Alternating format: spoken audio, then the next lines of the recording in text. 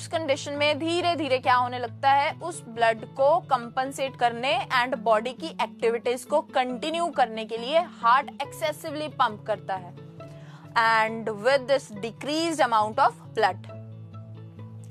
तो जब हार्ट जो है वो एक्सेसिवली पंप करेगा, जल्दी जल्दी पंप करेगा, बहुत ज्यादा और तेज स्पीड में पंप करेगा, तो there is increased pulse means tachycardia वो होगा, as well as blood pressure जो है वो ड्रॉप डाउन हो जाएगा, कम हो जाएगा, जिसे हम लोग हाइपोटेंशन कहते हैं। इसके अलावा टायर्डनेस, फटीग, ये सारे जो सिम्टम्स हैं वुमेन के अंदर दिखाई देते हैं, तो it indicates the PPH.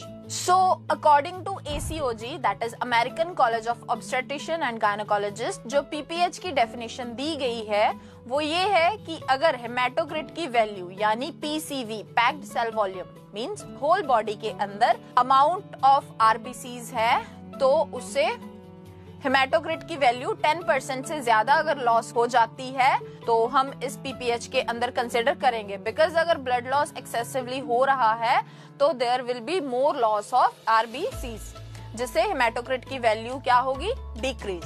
What are the types? तो there are two types, primary and secondary.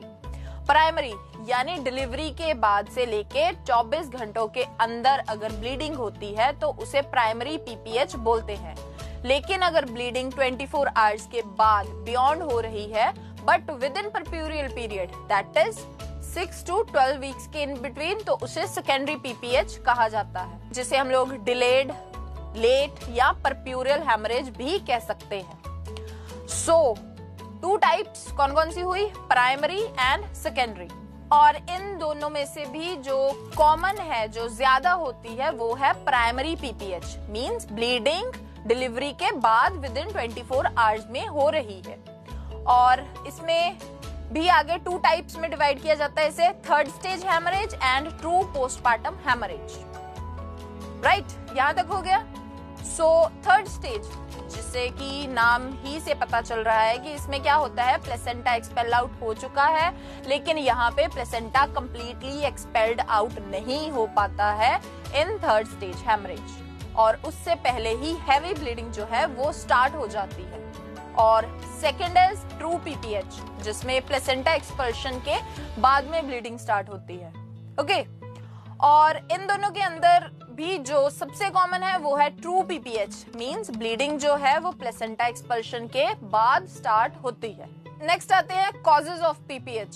सो अगर हम प्राइमरी पीपीएच के कॉजेज की बात करें तो इसे प्राइमरली 4 T's के अंदर डिस्क्राइब किया गया है, means tone, tissue, trauma and thrombin.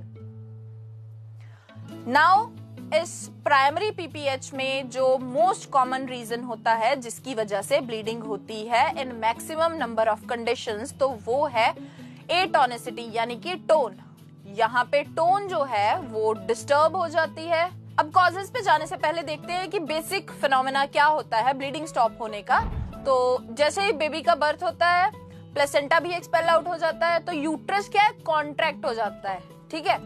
और जो यूट्रस के कॉन्ट्रैक्शन एंड रिट्रैक्शन एबिलिटी से ये फर्स्ट लाइन ऑफ एक्शन है जो स्टॉप करता है ब्लीडिंग को, बिकॉज हमने पहले भी पढ़ा था कि जब यूट्राइन कॉन्ट्रैक्शन एंड रिट्रैक्शन होती है तो मायोमेट्रियल मसल फाइबर्स जो क्रिस क्रॉस फैशन में होते हैं वो अरेंज होते हैं, और जो लिविंग लाइगेचर भी जिन्हें कहा जाता है, ये क्या करती है, इनके बीच में से ब्लड वेसल्स जो है वो जा रही होती है, उन्हें कंप्रेस करती है